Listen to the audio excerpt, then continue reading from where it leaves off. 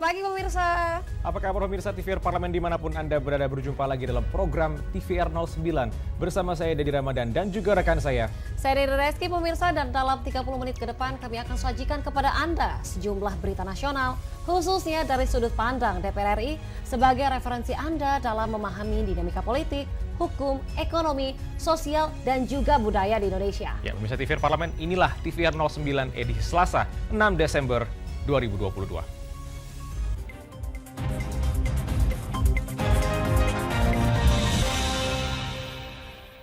Berita pada pagi hari ini kita awali dari rapat dengar pendapat Komisi 5 DPR RI bersama BMKG, BNPB, dan Basarnas. DPR RI berharap agar seluruh pemerintah daerah rawan bencana bersama BMKG dan Basarnas beserta jajarannya bisa menyusun dan merancang peta bencana guna mengantisipasi bencana di kemudian hari.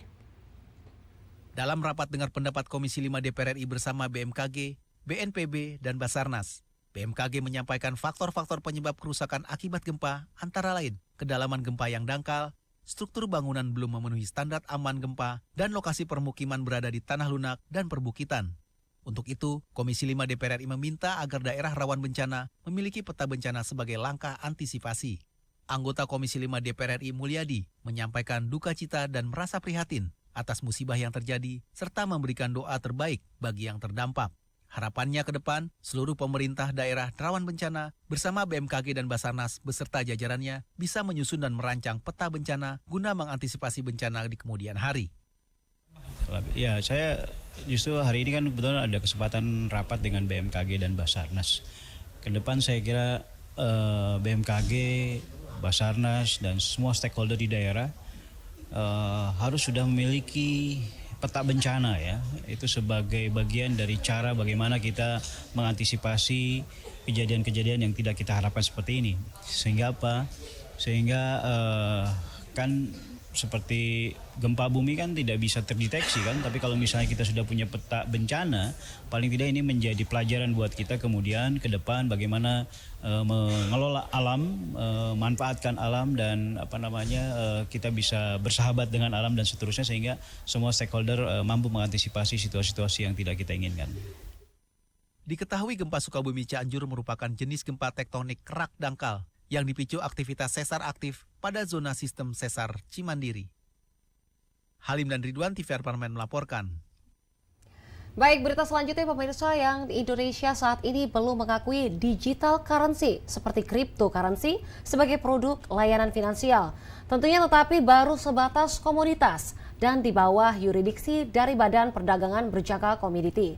Oleh karena itu pemirsa, Komisi 11 DPR RI akan mempersiapkan regulasi mengenai keberadaan digital currency dalam rancangan undang-undang pengembangan dan juga penguatan sektor keuangan atau RUU PPSK. Komisi 11 DPR RI menilai perlu adanya regulasi yang mengatur keberadaan mata uang digital sehingga tidak terjadi ketimpangan dan merugikan masyarakat.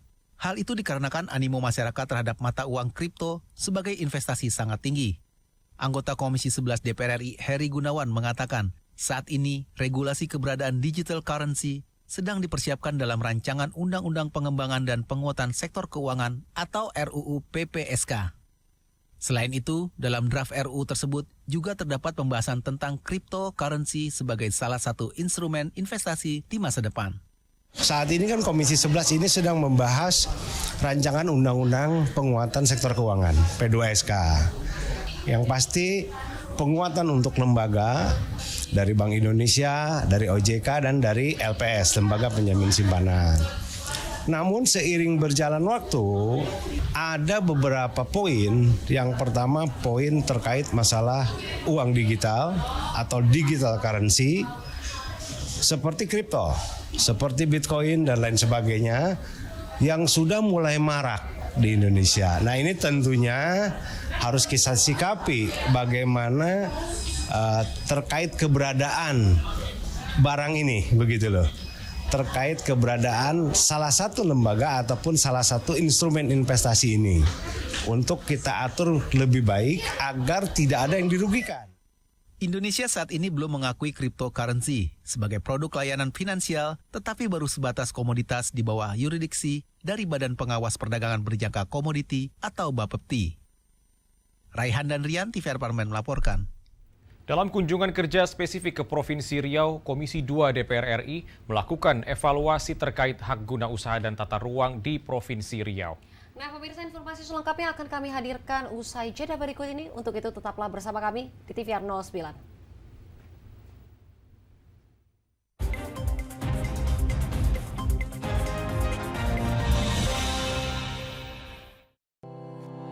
Tugas dan fungsi DPR RI sangat penting bagi negeri ini sebagai pengemban amanat rakyat.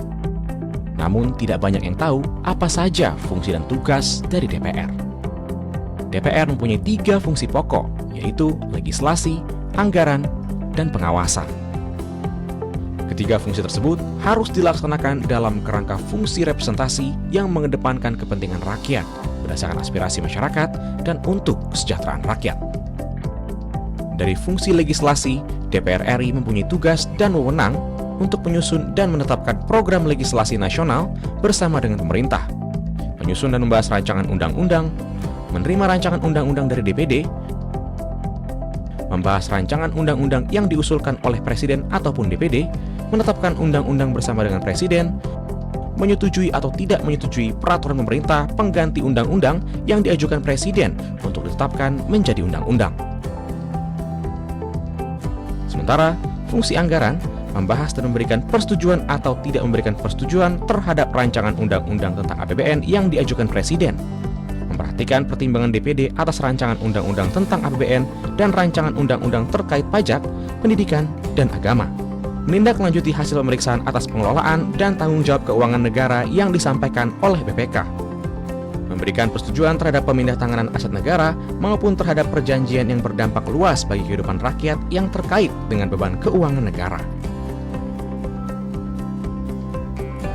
Dan fungsi pengawasan, melakukan pengawasan terhadap pelaksanaan undang-undang, APBN, dan kebijakan pemerintah, membahas dan menindaklanjuti hasil pengawasan yang disampaikan oleh DPD terkait pelaksanaan undang-undang mengenai otonomi daerah, pembentukan, pemekaran, dan penggabungan daerah, pengelolaan sumber daya alam dan sumber daya ekonomi lainnya, pelaksanaan APBN, pajak, pendidikan, dan agama.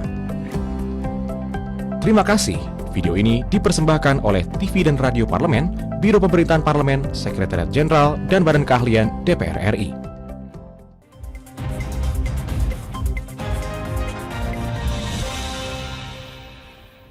Pemirsa, Anda masih menyaksikan TVR 09. DPR menilai salah satu permasalahan agraria di Riau adalah penggunaan HGU yang tidak semestinya. Selain itu, banyak perusahaan yang memiliki HGU namun tidak memanfaatkannya dengan maksimal. Oleh karenanya, DPR meminta perlu adanya pengukuran lahan HGU agar tidak terjadi konflik berkelanjutan.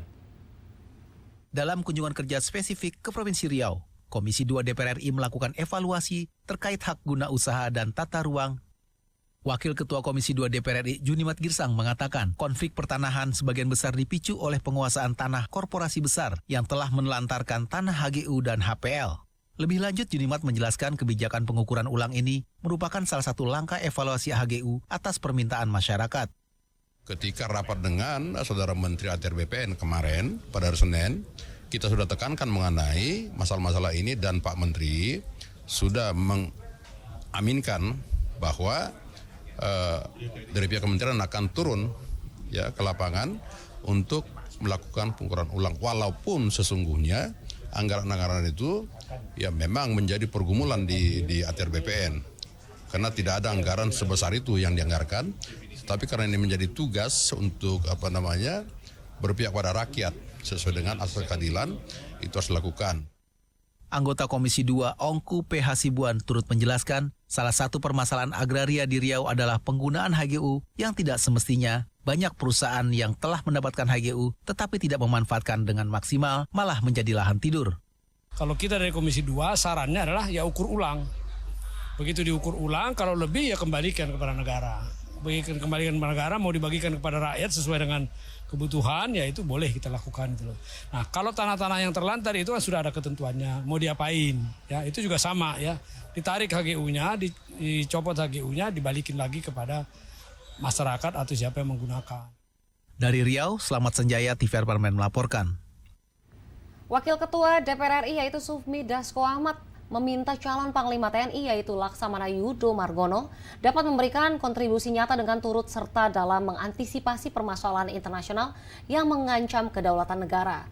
Tentunya tak hanya itu pemirsa, di sini DPR RI pun mendorong Panglima TNI baru untuk dapat meningkatkan profesionalisme tentara nasional sebagai pelindung rakyat serta perlu mengembangkan sistem pertahanan di Indonesia. Komisi 1 DPR RI baru saja menyetujui Laksamana Yudo Margono menjadi Panglima TNI menggantikan Jenderal Andika Perkasa. Wakil Ketua DPR RI Sufmi Dasko Ahmad baru-baru ini mengatakan, Panglima TNI yang baru harus bisa berkontribusi untuk mengantisipasi dampak dari krisis ekonomi global yang akan menghantam Indonesia. Sufmi Dasko juga menegaskan, Panglima TNI harus bisa memberikan kontribusi nyata bahwa TNI dapat turut serta dalam mengantisipasi permasalahan internasional yang mengancam kedaulatan negara. Ya, saya pikir Panglima TNI harus menjelaskan secara sistematis mengenai bagaimana peran serta atau peran aktif TNI dalam menghadapi bersama-sama kita mengantisipasi tantangan atas dampak ekonomi global ke depan yang kita tidak akan bisa hindari dampak ekonomi global tersebut karena memang akan berdampak kepada semua negara. Nah, oleh karena itu tantangan ke depan adalah bagaimana Panglima TNI bisa memberikan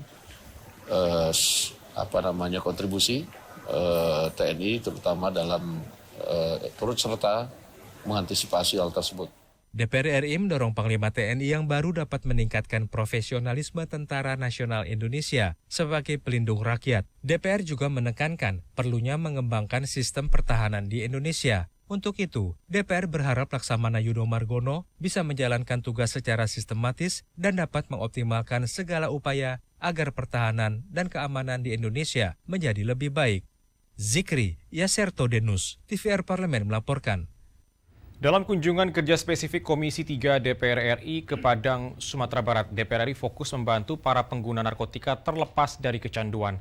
DPR meminta para stakeholder untuk berkoordinasi dalam menentukan asesmen hingga pembiayaan agar pengguna narkotika mendapatkan kesempatan rehabilitasi yang maksimal dan menekan angka pengguna narkotika di Indonesia.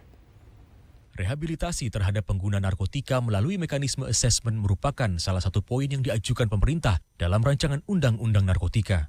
Melalui mekanisme asesmen yang komprehensif, Komisi 3 DPR RI berharap pengguna narkotika mendapatkan kesempatan rehabilitasi yang maksimal. Dalam kunjungan kerja spesifik, anggota Komisi 3 DPR RI Dimyati Natakusumah mengatakan, Komisi 3 DPR RI fokus membantu para pengguna narkotika terlepas dari kecanduan. Dimyati meminta para stakeholder berkoordinasi dalam menentukan mekanisme asesmen hingga pembiayaannya. Masuk beberapa hal, terutama terkait dengan bagaimana rehabilitasi itu, pembiayaannya, dan juga bagaimana penempatannya. Maka siapa tim asesmen itu? Kan rehabilitasi ada tim asesmen yang menentukan di mana direhabnya yang bersangkutan.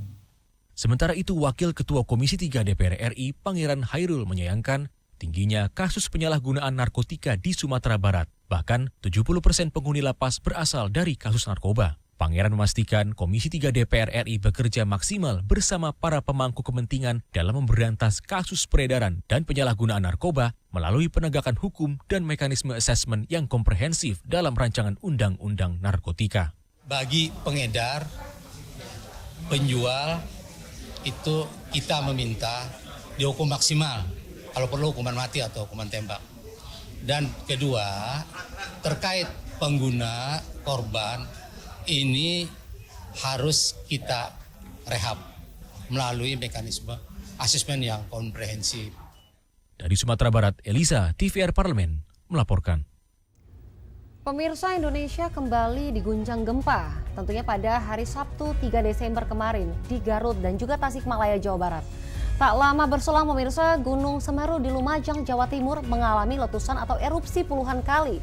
Sejak statusnya ditingkatkan dari siaga menjadi awas oleh Pusat Vulkanologi dan juga Mitigasi Bencana Geologi pada Minggu 4 Desember 2022 kemarin. Lantas langkah apa yang perlu dipersiapkan oleh pemerintah serta strategi apa yang perlu dipersiapkan untuk menghadapi bencana yang datang silih berganti? Informasinya akan kami hadirkan sesaat lagi. Untuk itu tetaplah di TVR 09.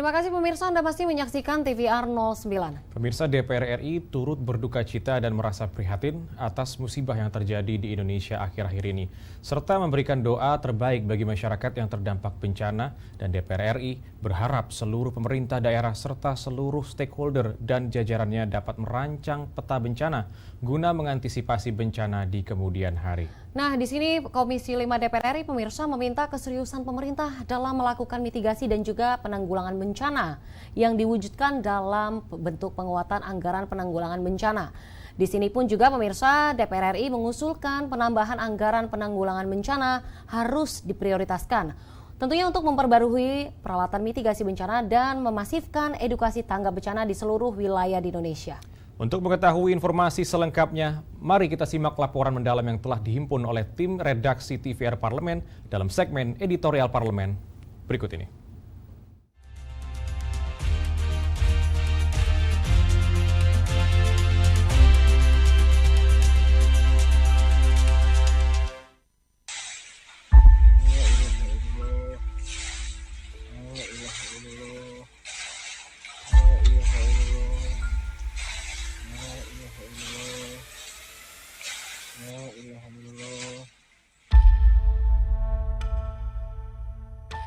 Belum lama usai gempa berkekuatan 5,6 magnitudo mengguncang Cianjur pada 21 November 2022 lalu.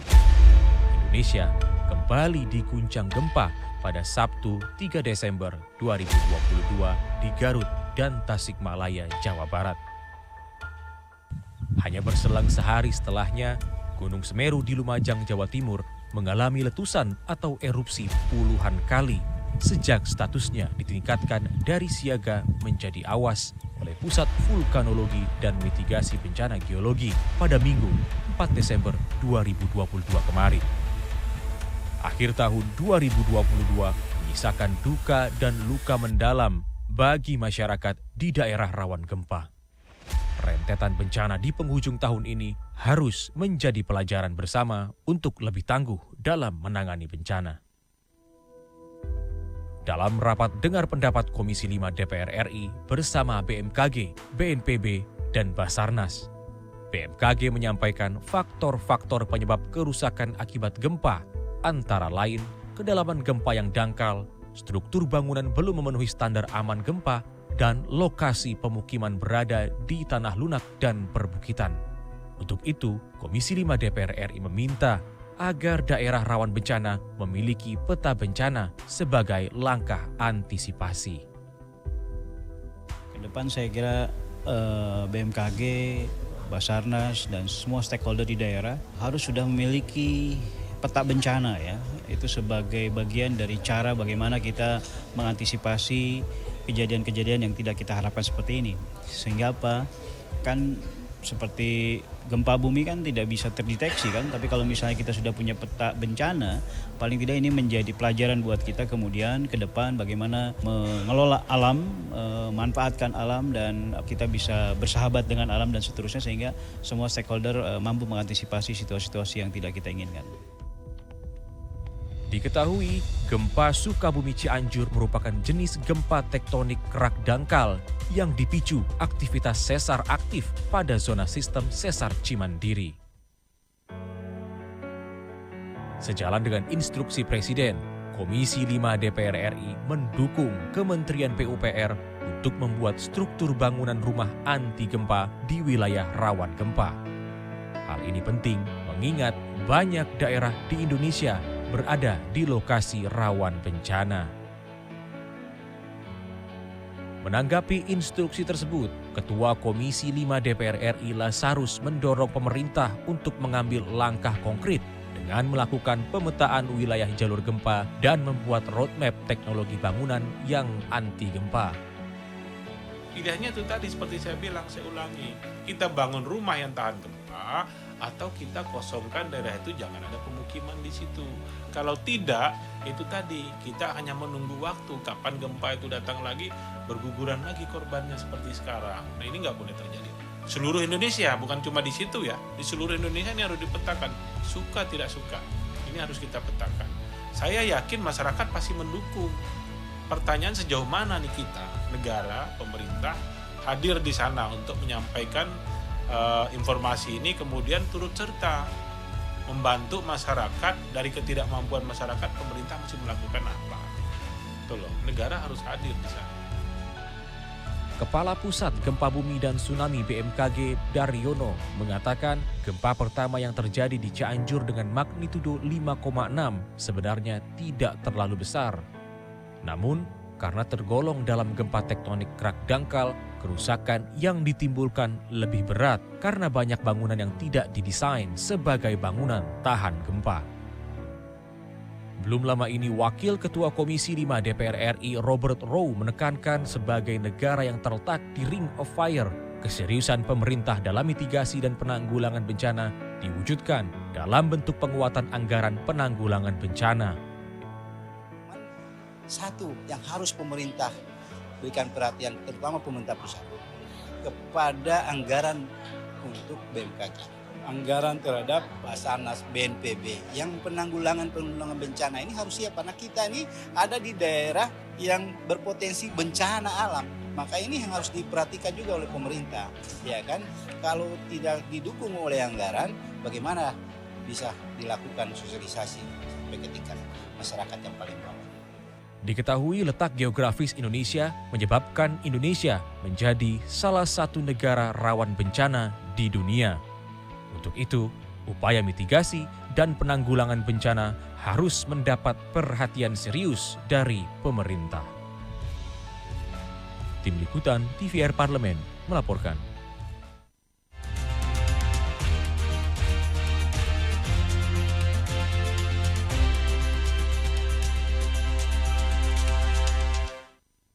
Pemirsa, segala hal tentang Piala Dunia selalu menjadi pembahasan menarik, tak terkecuali maskot yang dipilih oleh tiap tuan rumah pelaksana Piala Dunia.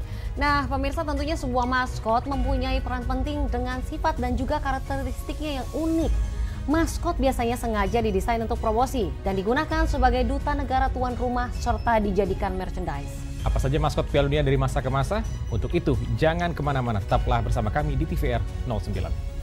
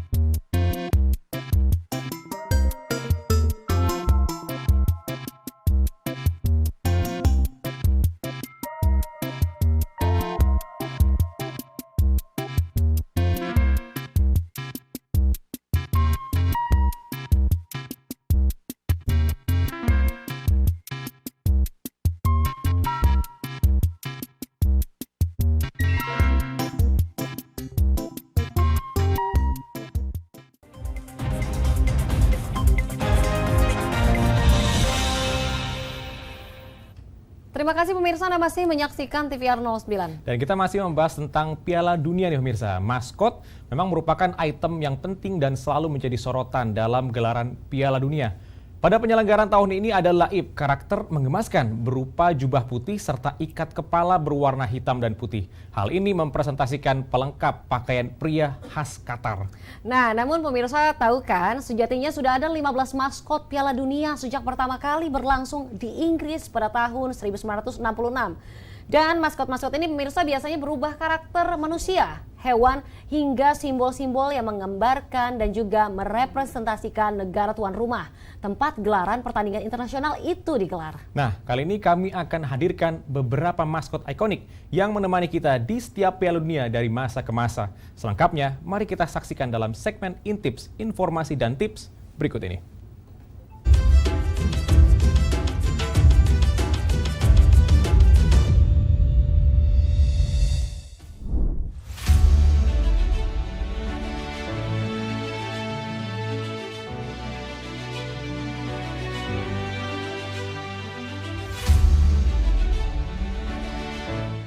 Piala Dunia FIFA yang digelar setiap 4 tahun sekali tidak dapat dipisahkan dari keberadaan sebuah maskot.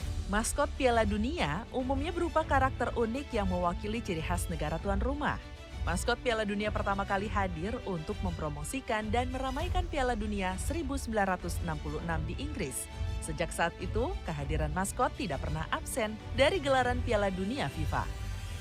Yuk kita sejenak intip ke belakang untuk berkenalan dengan maskot-maskot resmi Piala Dunia dari masa ke masa. Total semuanya ada 15 maskot loh, tapi kita kenalan sama beberapa maskotnya dulu ya. Check it out! Yang pertama ada Footix. Pada Piala Dunia tahun 1998, Prancis menjadikan seekor ayam jago biru berukuran besar sebagai maskot. Maskot ini diberi nama Footix. Pemilihan ayam jago sebagai maskot dikarenakan ayam jago merupakan salah satu simbol nasional negara Prancis. Selain itu, karakter dari maskot Footix mencerminkan seragam Prancis dengan paruh kuning yang disertai senyuman tak berujung. Di dada Footix ditambahkan tulisan France 98 sambil membawa bola di tangan kanan. Selanjutnya ada Trio de Sphérix yang merupakan maskot Piala Dunia 2022 yang diselenggarakan di Jepang dan Korea Selatan. Desain maskot ini terbilang sangat unik. The Sphérix atau Trio Atto, Kas, dan Nick adalah murni hasil rekaan CGI. Warna yang diusung ketiganya yaitu orange, ungu, dan biru, juga menambah kesan futuristik. Selain itu, The Sphérix juga dibuatkan serial animasinya sendiri yang bercerita kalau mereka tergabung dalam satu tim Atmobol olahraga fiksi sejenis sepak bola. Atau berperan sebagai pelatih, sementara Kas dan Nick berperan sebagai pemain bola di lapangan. Yang berikutnya yaitu Goleo. Maskot yang digunakan pada Piala Dunia 2006 di Jerman ini dinamakan Goleo 6. Desain Goleo sempat banjir kritikan, yang mengatakan bahwa singa kurang mewakili Jerman. Bahkan merupakan bagian dari lambang tradisional Inggris dan Belanda yang notabene merupakan rival historis Jerman. Nama Goleo berasal dari kata gol yang digabungkan dengan leo, padanan kata singa dalam bahasa Latin. Goleo selalu ditemani oleh Pile, sidekick-nya berupa bola sepak yang bisa berbicara. Selanjutnya ada Zakumi. Sebagai maskot, Zakumi ini sangat melambangkan Afrika Selatan. Dasar modelnya yaitu macan tutul adalah hewan yang umum ditemukan di negara paling selatan benua Afrika ini. Sedangkan warna hijau dan emas yang digunakan merupakan warna timnas tuan rumah. Nama Zakumi berasal dari bergabungnya kode negara tersebut yaitu Za dengan kata kumi yang merupakan padanan beragam bahasa di Afrika untuk angka 10.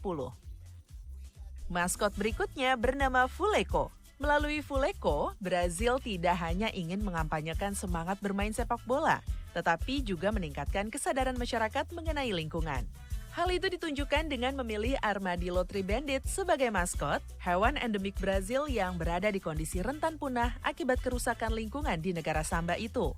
Kata bahasa Portugis futebol yang berarti sepak bola dan ekologia yang berarti lingkungan kemudian digabungkan untuk membentuk nama Fuleco. Inilah maskot terbaru Piala Dunia, Zabifaka. Si serigala energik pemakai kacamata sporty yang sedang asik bermain sepak bola. Kreator Zabifaka merupakan mahasiswi desain grafis Tom State University, yaitu Yekaterina Bokharova. Yekaterina mengatakan terinspirasi dari film kartun produksi Disney ketika menciptakan Zabifaka. Diterjemahkan dari bahasa Rusia, arti nama Zabifaka adalah sang pencetak gol. Kalau dihitung, banyak sekali ya maskot di ajang Piala Dunia, mulai dari yang imut, keren, sampai yang membuat dahimu berkerut keheranan. Semuanya ada. Dan maskot untuk Piala Dunia 2022 di Qatar yang saat ini sedang diselenggarakan bernama Laib. Maskot ini mirip tokoh kartun dengan jubah putih yang memiliki perawakan lucu dan imut. Laib merupakan kata dari bahasa Arab yang artinya pemain dengan kemampuan super. Laib sendiri menurut FIFA adalah benda yang tidak bisa dijelaskan, sehingga para fans sepak bola bisa menginterpretasikan sesuai kemauan mereka. Laib digambarkan sebagai sosok yang mengenalkan semangat bermain, menyebarkan kegembiraan, dan juga memiliki kepercayaan diri yang tinggi. Karakter ini diharapkan bisa membakar semangat pemain dan sukacita fans. Nah, itu tadi beberapa maskot Piala Dunia dari masa ke masa. Dari ketujuh maskot yang tadi telah disebutkan, mana nih yang menjadi favorit pemirsa?